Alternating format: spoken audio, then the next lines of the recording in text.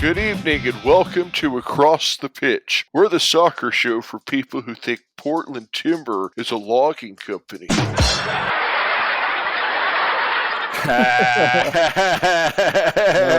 Well, they're not doing much these days because are they all out of business now? The Portland Timber that we're talking about, let's say they've been certainly hitting the woodwork a lot lately. And I believe their team, Portland Timbers 2, they're certainly stumping up some horrible results, aren't they? Yep. Which is Portland Timbers 2 are actually third in the Western Conference in the USL. They're doing well. Not good enough, mate. Not good enough. I'm sorry. not when you got USL or MLS players playing for you half the time. Yeah, seriously. Are there even real MLS players, though? I mean, right now, Portland Timbers are bottom of the table, dead last in the Western Conference. Although they did knock off Seattle Sounders in the U.S. Open Cup last night, so bit of a local maybe derby things there. are turning around a bit. Yes, I don't know, man. I feel like they're one of those teams that has a foot in either division, you know. Where are you? Are you Division 1 or Division 2? Division 1, Division 2? Division 2. Solid Division 2 team. Oh, I'm being evil, aren't I? On tonight's show, it's a knockout. I'm not talking about being in the ring or the hexagon or whatever is cool these days. No, we're talking about the purest form of the game, where the winners are the grinners and the losers go home to have the obligatory drive of shame through open-top buses down the main street of their miserable hometown. We get out the rotten eggs, the smushy tomatoes, and a fistful of your firmest fecal matter. Get ready. It's the Across the Pitch Knockout Edition! But first, make sure you head on over to all of our social media platforms and give us a follow. You can find us on Facebook at Across the Pitch, Instagram at Across the Pitch, and over on Twitter at Across Pitch. That's where we'll interact with you guys on match days. You can read articles that we repost that we find interesting, as well as the links to our website, acrossthepitch.com, where you can find all our match reviews, various articles on different subjects. So make sure you hit us up on those. Absolutely. And thank you to those guys that gave us 5-star reviews. Really appreciate you listening and giving us a vote of confidence there. Makes us keep wanting to do this, right? You're right. Exactly. Mm-hmm. Also, can I get some love for my Michael Buffer impression? I'd like to call myself Michael Buffering, if that's okay. Well, you're no Bruce, but... What do you mean by that? Yes, I am. Who's Bruce, by the way? Bruce is his brother. He's the one that does UFC. Oh, all right. He's the one I'm going to piss off tonight. Okay. Hey, Bruce.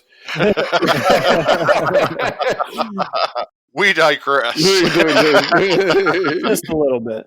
And speaking of social media, we have had a lot of interaction on Twitter and Facebook recently, and we just thank everybody who takes the time to shoot us a line, and we really enjoy interacting with everybody. And keep your comments coming because that's what we do this for. And today we were actually contacted on Twitter by one of the most famous Phoenix Rising fans on Twitter. Apparently he's number one.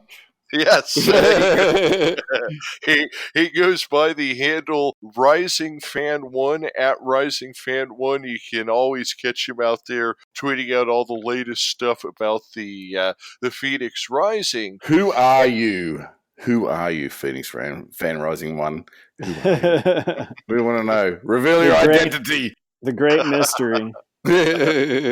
But we had already actually planned on talking about the U.S. Open Cup a little bit tonight. However, he reached out to us and said that we should host a bracket prediction contest. Yes. And we thought that was a fantastic idea and decided to take it one step further and put our money where our mouth is, because we're going to make our bracket predictions live on the podcast here tonight. Now, my name is Phil Kennedy, and I'm here with my co-hosts, Arran and Matt Robards. Mr. Wizard.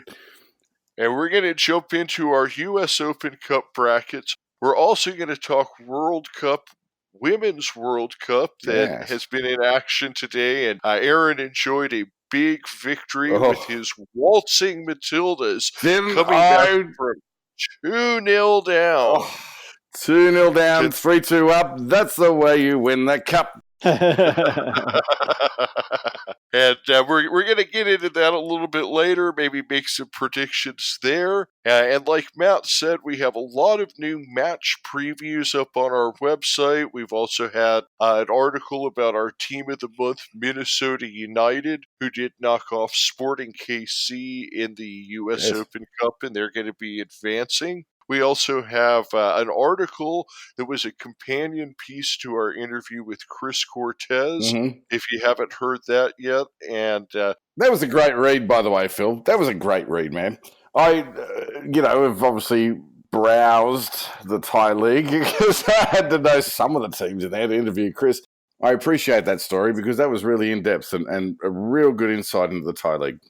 Thank you. Yeah, I really, after talking with Chris, it really made me want to kind of dive in and be able to give a real in-depth perspective on the Thai League. And I really, kind of got into it and found that there's a lot of, I think there's a lot of potential there, but I did end up giving the league a low grade. I gave them a D grade at the end, and that wasn't because of the level of competition, because I honestly believe that a team like Barry Ram, for instance, could probably come over here and maybe be competitive in at least like a USL or something like that. Sure. I don't think it's a level of play thing. I think that it's more along the lines of there seems to be some shady business going on, and gerrymandering is a word that you hear a lot in American politics, and it seems like there's gerrymandering that goes on where rules are changed in competitions to maybe benefit a particular team over another, or the amount of teams in a league are switched up, which was something that Chris mentioned to us. And there's even it seems like teams change names every time they change owners. There's just no consistency, and so, that mate, was. Are you saying that the structure of football in Thailand is somewhat corrupt? God forbid. I'm sorry, we're not talking about you, FIFA. Don't sue us. Yeah, I mean, I would have to dive deeper into it to be able to say, yes, it's corrupt, but when I read things like politician A bought this team, moved it to his city, and renamed it, Let's get into our U.S. Open Cup bracket here. And Matt, there was a lot of games that went down last night, and I know that you were watching them, and so was I. What was your favorite game that you saw last night? Oh, man. That's tough. I really enjoyed the New Mexico-Colorado game, even though I don't like New Mexico. No, I'm with you on that, mate. But I mean, they went to Dick's Sporting Goods Park and they pushed that Colorado team to the point that really you could rename that New Mexico United Park because those were the only fans you heard. I don't even know if Colorado had supporters there. But I mean, it was a great game. Wasn't it? It was empty, man. Yeah. And for some reason, here's what I don't get. They chose the wrong side of if you're only going to open up one stand, why choose the stand that's on the same side as the cameras? So then the cameras just pointed at an empty stand the entire game. Yeah, I've never quite understood that either. I guess, you could probably put out the theory that they're going to make more noise underneath, an awning stand, maybe. But it looks weird on camera. It really does. I mean, honestly, if they didn't have those mics there to pick up the crowd, you would have thought it was just I think I texted in our group text, does Colorado have a stadium band? Yeah. It was gold, man. It wasn't like there was, a handful of people. I mean, that whole stand was just empty. Yeah. But that was probably my favorite game. It kind of had everything. Last minute winner, red card, penalties. I mean, it was just great all around. Yep, I agree. That was fantastic. I caught some of the highlights today about that. For me, it was Minnesota United versus Sporting KC. Oh, yeah. There is no across the pitch curse. We are the across the pitch talisman. Mate, we just like the touch of gold. We're Midas here. Do you know what I mean? This is great. So Minnesota United were kind of struggling a little bit last 3 games. All of a sudden, forget that. Apparently, we're team of the month on across the pitch. And I could just hear the dressing room go up with a roar as they're like, oh, we're going to win this. And didn't they just win that? They absolutely spanked Sporting KC. Go home, Sporting KC. You deserve tomatoes. Yeah, it was good.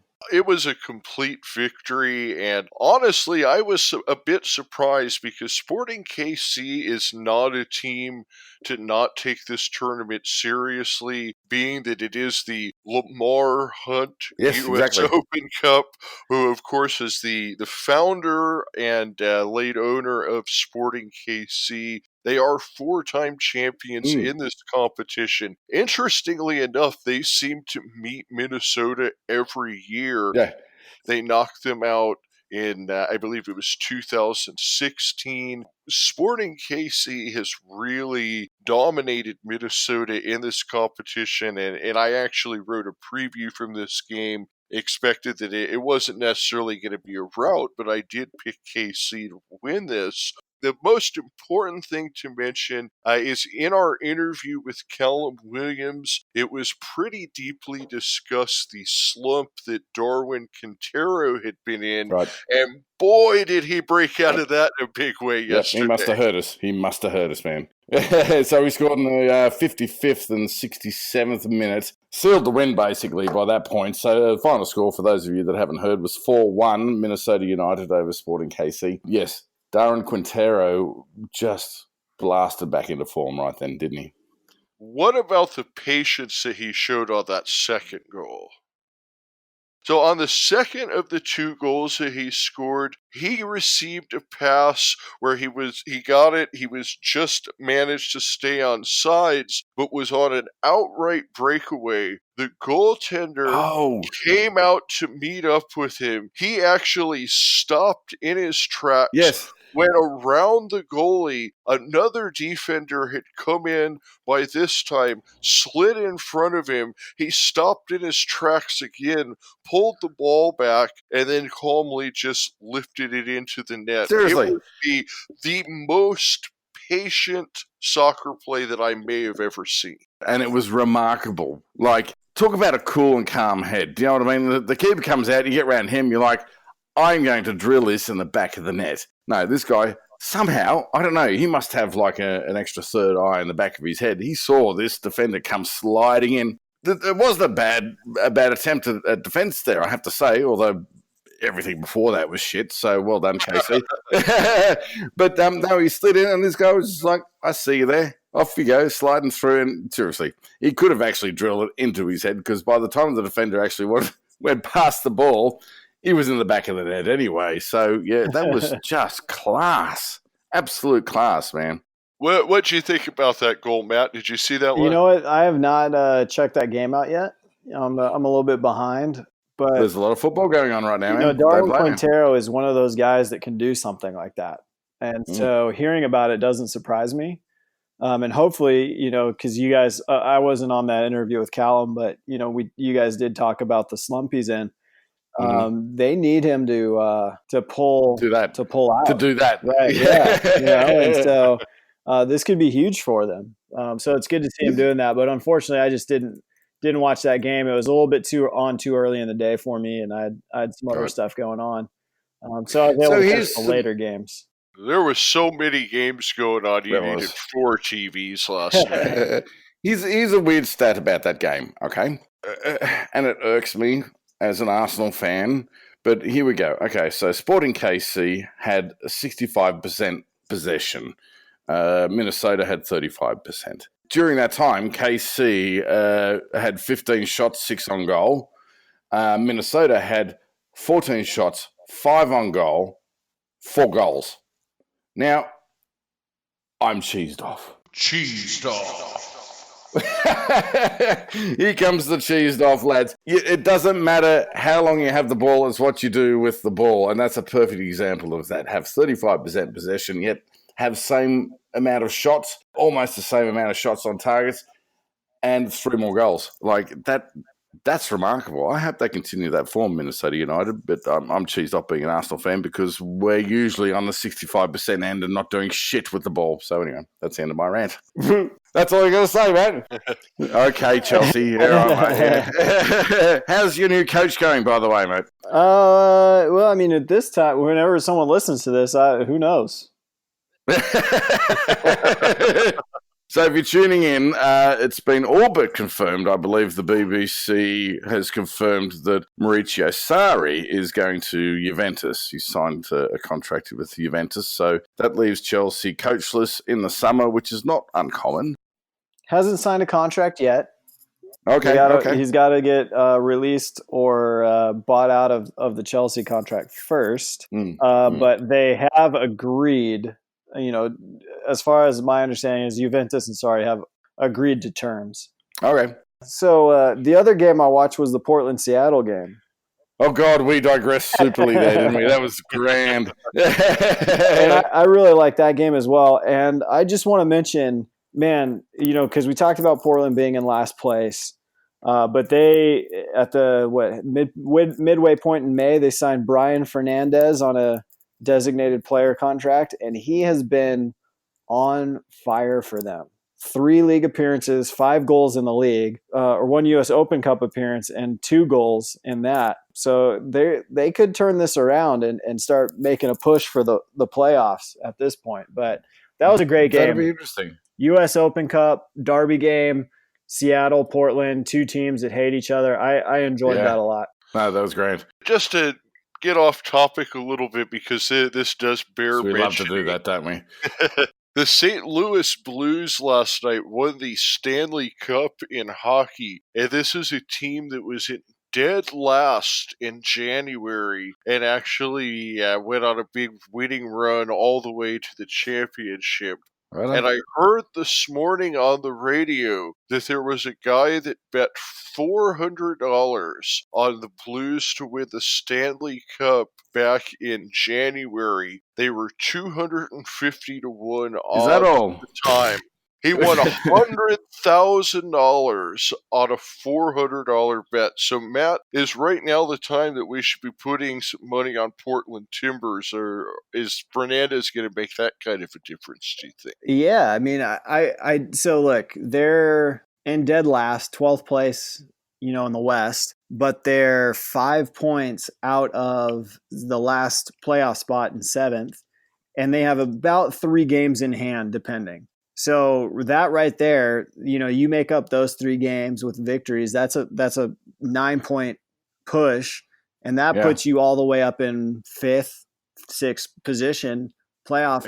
And everything changes in the playoffs, man. Yes. Right. Yes. And so I think Brian Fernandez was a great pickup, and he's come here to make a statement. He's young. I think he's 24. And in 5 appearances, he scored 7 goals. I mean, that's just great output. And he has got some good guys behind him feeding him the ball. Diego Valeri, Blanco. I mean, these are guys that are doing things. And so I think Portland's going to catch on here. I definitely don't think they'll be sitting below the playoff line come If I'm not mistaken, it was Portland last year against Atlanta, wasn't it? Right. Yeah, in the cup. That was a hell of a story there by Portland to just be completely unfancy to make it all the way through to the cup final. Right.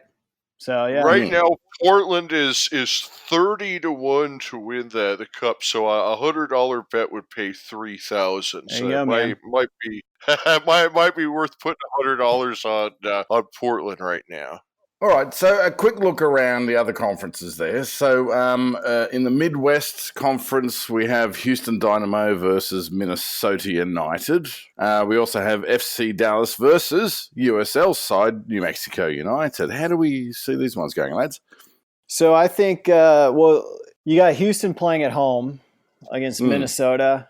Houston won the Open Cup last year, so they kind of have some experience there. But I think the way Minnesota's been playing, the way they look this year, especially now with Darwin Quintero kind of coming on strong again, It's a tough match. I think Minnesota United wins this game. The last time they played, I want to think it was 1-0, but I'm going to go ahead and say 2-1 to Minnesota. Okay, I'm actually with you on that. I think Minnesota probably has a bit of momentum going into this in the Cup. Right. On the other side, we have... sorry, Phil. Your prediction on that?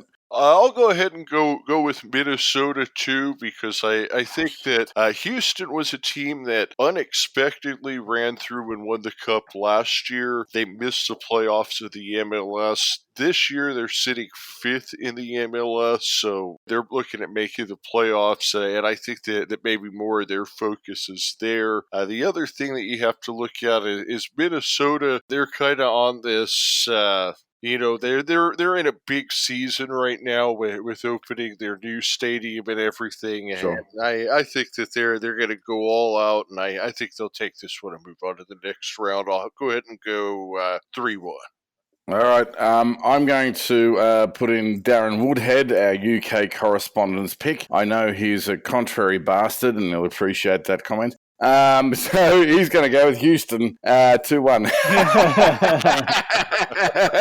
A little bit of a backstory here. He's decided not to be a Phoenix Rising fan, unlike Matt, Phil, and myself. He's decided to go ahead with who? Who was that team we dusted last week? 5-0.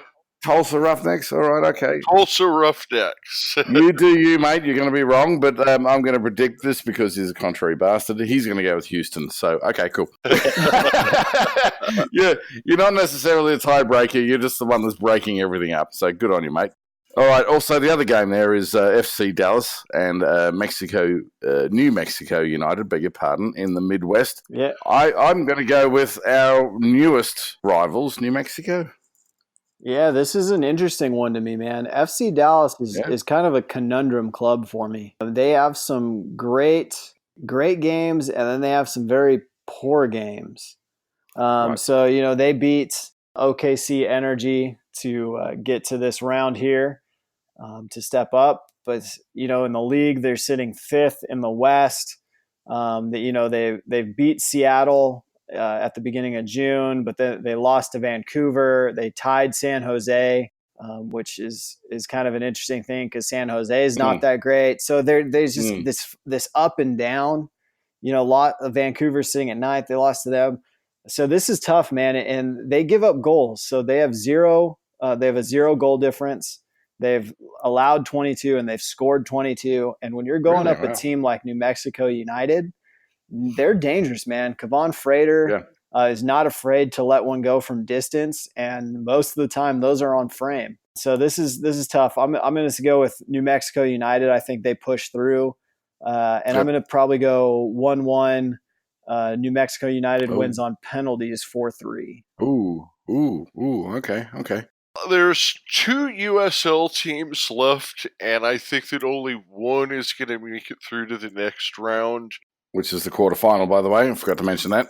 Yes, but it's not going to be this one that I'm going to pick. I like Dallas at home. This is a mid-table team in the MLS. New Mexico, they've been on a nice run, certainly. They came up against Colorado, who right now is a bottom-of-the-table team. They had nobody in their stadium. I think by the round of 16, which is what we're in now, Dallas, they're going to have a better showing at their home ground than Colorado did. They're just a stronger team. New Mexico has had a nice run, but I'll take the home team, and I think it's going to be pretty decisive. I'm going to go 4-1 Dallas. Ooh, dude. I don't know, man.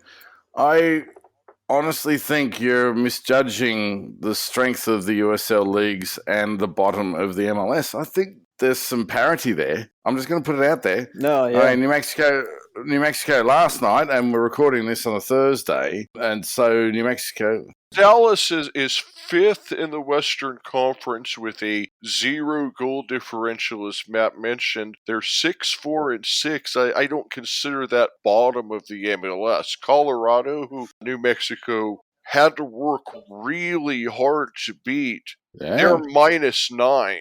Dallas is even. I mean, Colorado's won 4 times. Dallas has won 6. Colorado has 9 All right. losses. Dallas has 6. I mean, Dallas is just a much stronger team than Colorado was. And not taking anything away from New Mexico United, I just think that Dallas is a next level up. And like Okay. you said, there's 2 USL teams left. I think one of them will go through. The other game is where I'm Yes. going to. Let's have a chat about that one. We'll save that for later because that's Oh, actually okay. that's the last one on the list. All So right, I'm gonna make my case on that one, and I think going by the theory that only one of the 2 teams makes through, I think we're gonna see the stronger cases getting made over here on the other one. Going back to my prediction of why I think it's going to be decisive is I think that it's going to be one of those games that's close through the first half. I think Dallas is going to get a second goal, maybe around the 60th minute. And then at the end of the game, when subs come in, I think the depth of the MLS side is going to show, and Dallas is going to put it to bed and maybe bring up 1 or 2 more at the end.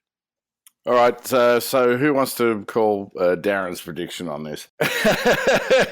Well, since he's a Tulsa Roughnecks fan, Tulsa, He's gonna. he's he's probably gonna hate Phoenix, Oklahoma, isn't he? so he probably doesn't like Oh. Texas. So I'm going to go New All right. Mexico United for Darren. Reckon you're spot on there, mate. Reckon you're spot on there. All right, quick look at the Western Conference. We've got Los Angeles FC, LAFC versus the San Jose Earthquakes in the round of 16, and then we've got Portland Timbers versus LA Galaxy. Do we see? I'm gonna pose the question. Do we see a bit of a hometown rivalry happening here in the quarterfinal? Yes. Yeah, I do too. I don't think. That's why I posed the question. I don't think San Jose stands a chance against LAFC. I think you look at even LAFC's bench alone, and they could probably field a very decent MLS team based on their second team. I mean, look, you're talking about a team that's 11-4-1, one loss. And the closest team to them in the Western Conference is the Dynamo with 3 losses. Right. But one loss, 39 goals scored, 13 goals allowed. Ridiculous. I mean, they're just playing at an absolute stellar height right now. I can't see a San Jose team that's kind of in transition. They kind of don't know who they are yet. You know, they have the new coach this year, so they're trying to figure that out still. I think LAC runs away with this, and I think it'll make it very interesting. So I'm going to go 3-0 LAFC. Okay, you're probably a little bit more confident than I am. I think the San Jose Earthquakes may get an early goal, being plucky and all of that sort of stuff, but I think that the early goal will be negated by older heads, basically. So LAFC is going to run over San Jose 3-1. Yeah, I don't think this one's going to be close, and I think LAFC is going to take it. I'll just go with 3-0.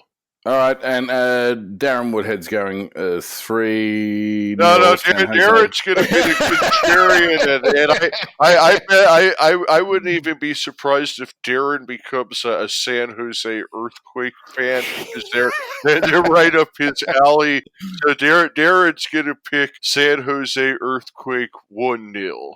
There you go, Darren. We're giving you a hard time, mate. We love you, but we did promise to give you stick because you didn't support Phoenix Rising, so here we go. The other game, of course, is Portland Timbers, who we've spoken about a bit already tonight, and LA Galaxy, the glittering Galaxy, aren't so glittering this year. This is going to be a tighter match, I think. Yeah, I think it will be up in Portland. I'm going to go 2-1 Galaxy. I think if this is a competition they're looking to take seriously this year and possibly win, because I think they have to recognize that, you know, putting all your eggs in the MLS Cup basket's kind of a tough call with LAFC doing what they're doing. I think they come out of this 2-1 winners, setting up a nice little LA derby in LA there. Yep. I'm going El Trafico. El Trafico, there we go. I'm going 1-0. I think Galaxy will score in about the 80th minute and knock Timbers out. They won't have a response to that. And yes, it'll be the 405 classic. Okay, I'm going to go the opposite direction. I'm going to take Portland in this one. They look strong last night. We're talking about maybe they're going to go on a run here. They've added Brian Fernandez, and I think that Fernandez is going to outplay Zlatan, and Portland Timbers are going to take it 2-1. Oh, so here's an interesting question, and I've been trying to do some Googling while we've been talking, but I can't find anything. Has any team ever won the Open Cup and the MLS Cup? Oh, they've done a double, you mean? Has there been? I don't know, man. I mean, so they classify a double winner on a lot of stuff I looked at as winning the Supporters Shield and the MLS Cup. And a number of teams have done that, but the Supporters Shield is kind of stupid anyways, but I didn't say that. Not in the MLS era, it turns out. Yeah, okay. Yeah, so we're going back to the old NASL, which is defunct in 1984. So could LAFC be the first team to lift both cups? Ooh. And possibly even win the Supporters Shield. I mean, they might make a good sweep through this whole thing. So it's kind of interesting. But I can't hope not. Anyway. Let's switch our attention to the East, shall we? I think we've spent... Oh, wait, no. Wait, we didn't do Darren Woodhead's prediction over here. I'm thinking Darren Woodhead is going for an earthquake, and I get the feeling he's not a fan of anything Los Angeles. But anyway. Over to the East, shall we have a look over to the East? Real quick, we're just going to run through these because, honestly, we're West Coast crew here, aren't we? There's a bunch of bollocks over here, Phil. I know you want to talk about this. There's a couple over here. There's actually some good ones over here. Now, the first one, Orlando City and New England Revolution, that's probably the least of the games here, but the other ones are all pretty interesting. I would cut my left, right, and middle leg off before watching that match. That's going to be awful. Oh, man. That's just going to be awful. That's going to be a rough game. Orlando City, New England. I mean, I'm going to go 0-0 draw at New England, 1-0 in penalties. I'm going to have to go Orlando. I think Orlando at home, kind of having a little bit of a better season. New England maybe on that new manager bounce still. Could be a little bit difficult, but I think New England away, I don't think they've been too good on the road this year. They just haven't been too good in general, you're talking 17 goals scored, 33 conceded, 4-8-4. Yep. Yeah, I think I'm going to go Orlando City at home. Agreed. A dreary, dull 1-0 victory. All right. I'm kind of with Phil on this. I feel like this will go down to miserable penalty counts. It might be, I don't know, 2-3 or 1. It's going to be awful. And I reckon Darren Woodhead, just because he is a stubborn sod, he's going to go New England because, it's got England in the title. Well, it's the New England Revolution, which was against... Oh, right, yes. Okay, so because of the Revolution and the whole Tea Party bit, yeah, you're right, Phil. I think because of the revolution there, he's like, oh, no, we can't be doing that. Can't be abiding with throwing away good tea. Up the city. Long live King George III. Whoever it was. I don't know. I just think there's a whole bunch of Ceylon tea at the bottom of the Boston Harbour there. Anyway. We digress. We do. Okay, so the other one's a little bit more interesting now, isn't it, lads? So we've got DC United We didn't versus talk New York about City. what happened last night between DC United and Philadelphia. That was a barn burner. And it came down to Wayne Rooney with a 120th minute penalty kick. This means at the last minute of stoppage time, Wayne Rooney won the game and powered DC United, who I picked to win the whole tournament in my article for the season. They're still alive. Long live Wayne Rooney and that penalty kick. And I'm going to go ahead and pick them to go 2-0 over New York City FC. Okay. Shrekers love New York City FC is the North American arm of tourism in the Emirates. Go Rooney. All right, go Shrek. Good one, Yeah, mate. I'm going to go DC too, man. DC at home. They fielded a strong lineup yesterday. Luciano Acosta, Wayne Rooney playing the entire match. It doesn't even look like they're missing Paul Areola, who's out at the Gold Cup right now. But they are. I think they're going to do this. They're going to get it done. So I'm going to go with them. I'm going to say 2-0. Is that what you said, Phil? Yeah, I'll go 2-0 too. Darren Woodhead is going to be, a knobhead with this one. And he's going to go with the Emirates England connection. Shout out if I'm wrong with this, but I think that there might be, a visit by the northern manager. Wayne Rooney is a Northern England guy, so I bet he probably goes Wayne Rooney. Yeah, I don't know, but there's a whole Man City, New York City, Melbourne City thing, and there's probably something to do with an English Emirates conglomerate there. So I'm really just drawing strings here, lads. But because we've all gone DC, he's going to go New York. So sorry, Darren, you're not here to contradict yourself. See ya. It's kind of a downside, right? Now, the next one was decided tonight because Atlanta knocked off Charleston in the final game of round 4, and they'll now be headed to Columbus to play the Crew. I think that Atlanta is a much better team than Columbus, even playing their backups. So I'm going to go ahead and go 3-1 Atlanta. I can't not back Atlanta. I'm sorry. This one too, I'm kind of torn on. Atlanta is not that great on the road, while Columbus is pretty good at home. So I think that could go in thing. But you're talking Joseph Martinez, Pippi Martinez. I mean, it's hard to take an Atlanta United side thinking they're going to not show up. And I bet they just travel well with their supporters. So they're going to be loud up there at Matt Free Stadium. So I got to go. You guys are both going Atlanta. It feels weird that we're all three agreeing, but I'm going to go Atlanta as well.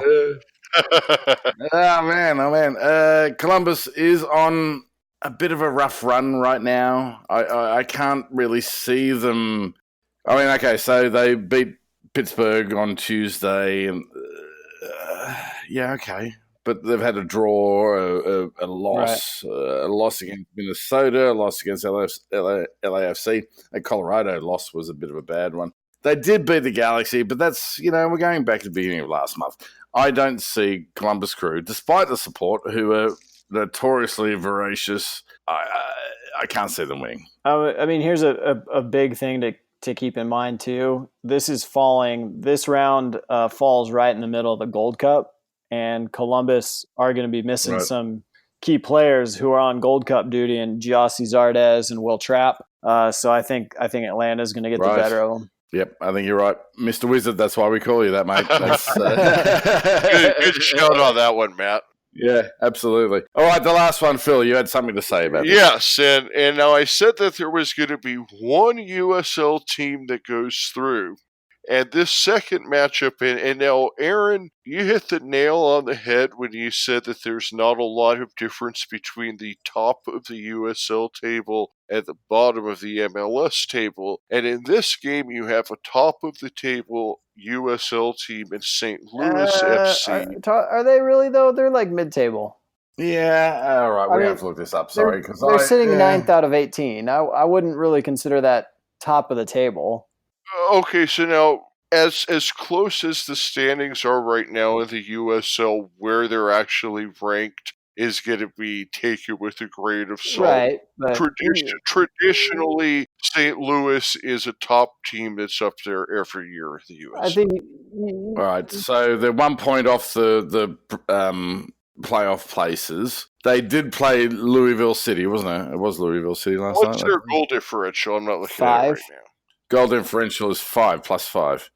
Yeah, so I mean that's a good team if you're plus 5. Maybe they're not top of the table right now, but they're a good USL team. Cincinnati is probably the worst team in the MLS. They're an expansion team. They were in the USL. And most importantly, the game is at St. Louis. New Mexico United is having to go on the road to Dallas. St. Louis gets the worst team in the MLS at home. To me, everything is lined up for St. Louis to be the team that moves on to the round of 8. They did knock off Chicago. I misspoke before. Chicago are kind of lucky, actually, to be in this match because, well, I mean, again, possession counts, but there is St. Louis scoring 2 early goals and Chicago scores a 72nd minute penalty. Despite the possession, despite the overwhelming quality there is that, Phil, I'm with you on this, mate. I'm not arguing with you on this. There is that ability to be able to sneak out a goal because it's a cup tie. Do you know what I mean? There is teams that think they're going to go in there and win it and dominate it. St. Louis FC was one of those ones against Chicago in their 2-1 win on Tuesday. They were a better team. They looked solid, even though Chicago were probably the better side on paper. Again, if I haven't said this before, but I know I have, I've said it 100 times before, watch cup games. There is nothing going according to the book in these games, and this is one of those. Phil, I'm disagreeing with you here on this. Wait, so do you agree with him or do you disagree with him? Because you've said both. Well, okay, so I wax lyrical there, as I'm wont to do. My point is that it's a lackluster Chicago team who are pretty lackluster in the league this year in the MLS, going against the worst in the table, FC Cincinnati. Let's not forget they are an ex-USL team. Yeah. They were a USL team last year, right? They know how to play, these guys. They're going to be scrapping. They're last. This is all they've got. This is why you watch cup ties. I'm going Cincinnati here. They're going to know how to play St. Louis FC. Yeah, this is tough. FC Cincinnati is real bad. And they're real bad on the road. But you're talking an MLS team, and if you just look at this roster for Cincinnati, it is filled with some USL guys who know how to win, and it's filled with some MLS guys who know how to win. I don't think it's going to be a walk in the park for St. Louis, and so I think if they come out thinking, hey, we're playing the worst team in the MLS, and we just beat Chicago, we should be able to roll through this. I think they're going to get caught. Yeah. I'm going to go 1-1, penalty kicks, 5-4. I'm going to go 5-4 to... Shit, man. This is going deep. 5-4 to Cincinnati. They pull it out. Oh, get on board, man. Get on the bus. I don't think I gave my score. I'll go 2-1 St. Louis. So I'm with Phil. Right. I think only one USL team makes it through. And I think it's New Mexico United, with Dallas being in the middle of a battle in the MLS for a playoff spot. Whereas Cincinnati's, their season's probably done at this point. Yeah, they're 11 points. There's 8 points behind Toronto FC, who are pretty freaking miserable as well in the playoff places. Final point on this, lads, just for our listeners here. Explain how, if it happens, if it's a draw or if it's tie, say 1-1 after full time, you played the full 90 minutes. Do you play an extra time period and then penalties, or is it just straight to penalties? Extra time and then penalties. So if it's tied at the end of 90 minutes, then it's remember the Phoenix Rising New Mexico United game. Oh, of course. Yes, I watched that. I should know that. 15 minutes. They take a short break, another 15 minutes. If it's still tied at the end of those 30, then they go into penalties, and it is not sudden death, and the 15-minute break is just a break. They play the full 30 minutes regardless. Right, exactly. Wayne Rooney's goal yesterday was in the 120th minute, so if that game had gone on any longer, then that would have gone into penalties. All right, so putting into American football parlance, if you will, so it's not the first possession with points, it's not the second possession with points. You play that full entire period. Right. Correct? Right, okay. Yes, you play the full 30 minutes regardless of how many goals are scored. There's no golden goal or anything like that, no sudden death. Now, we have gone through Wait, Phil. Wait. I haven't done my prediction. I'm going to go an FC Cincinnati prediction in extra time. And I think that Darren is going to go with you on this and hoping that the underdogs, the USL underdogs there, are going to get through. And I think he's probably going to go with St. Louis just because they're closer, I guess, to the Tulsa Roughnecks. Yeah, pretty close. I think much closer than that. But what I was going to say is, so we've run through all the teams in this round now, and when the quarterfinals come around, we'll run through those games again. But I do want each of us to pick who we think is going to win the champion. Now each time we can change this when we revisit it each round. But Okay. right now, who do you guys pick as your champion right now? Matt, you said like LAFC. Yeah, if I had to go right now, I'm going to say LAFC. Arran? So what I'm seeing is on the Western Conference side, Minnesota versus LAFC, and on the Eastern side, I see DC versus Atlanta, LAFC. I picked DC United at the beginning, so I'm going to stick with that. I think as long as they're still alive, I've got to stick with that. So I'm going to get on the Wayne Rooney train and keep riding that. The Shrek shuttle, shall we call it?